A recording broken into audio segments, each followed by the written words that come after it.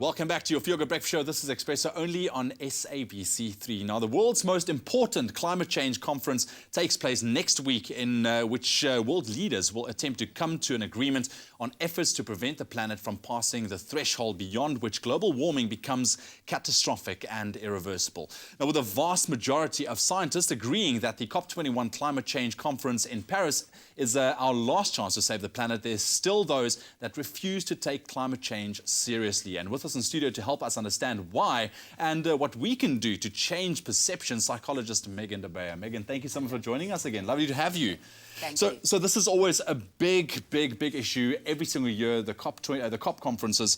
Now, these negotiations has been going on for over 20 years. I mean, it is a big issue. We've been talking about climate change for so long, but there are still those individuals out there that deny that there's something like man-made climate change. Why is that? Yeah. I think let's just talk about, you know, the people on the street, us, kind of, and why we don't support climate change, or if we sit down at a dinner party and someone starts talking about climate change, we're going to move away from that person. It's such a huge issue. It feels unfamiliar to us. It's abstract. It's so far off.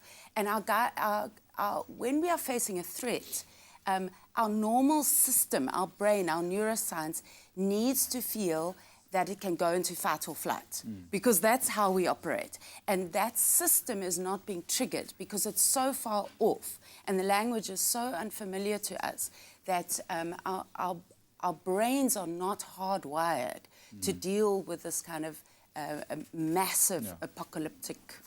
And it is, because we're so focused on what we do in our own lives. Yes. I mean, this is the thing, but we need to change our perspective. And have a wider and more... Exactly. We need to, because this is our earth. We live on it. Our kids want to live on it. They want to grow up as well. So this is the thing. People are generally short-term focused. This is a long-term problem. You know, how does this impact on the issue that we're actually dealing with? So for us, we set up these defense mechanisms. And defense mechanisms are what psychologists deal with. And that's why I'm here, talking about climate change now. Because we have things like projection. It's someone else's problem, or it's someone else to blame. Or we have this bystander attitude, which is, let someone else act first. And once, I can see they're making a difference, then we'll jump on the bandwagon and we'll go to...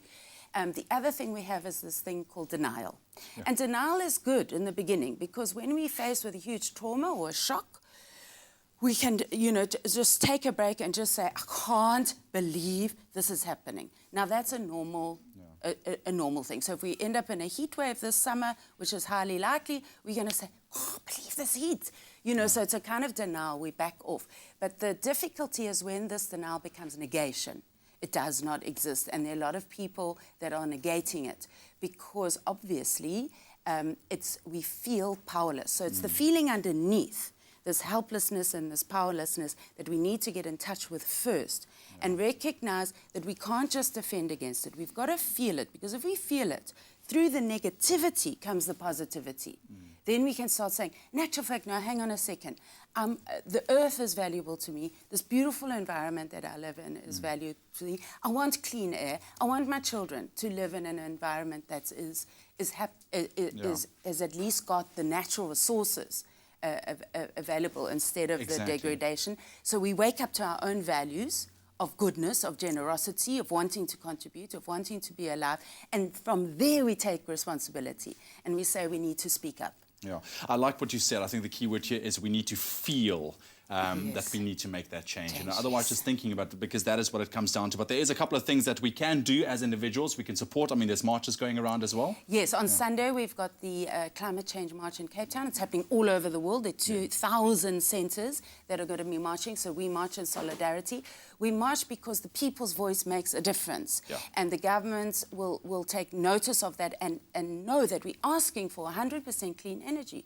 We want to be able to wake up and breathe fresh air. We want to be able to plant seeds in the soil and have a normal crop. And we've just discussed this beforehand. South Africa is the best place to put something like that in place, like clean energy. Megan, thank you so much for joining us this morning and just giving us a little bit of an insight.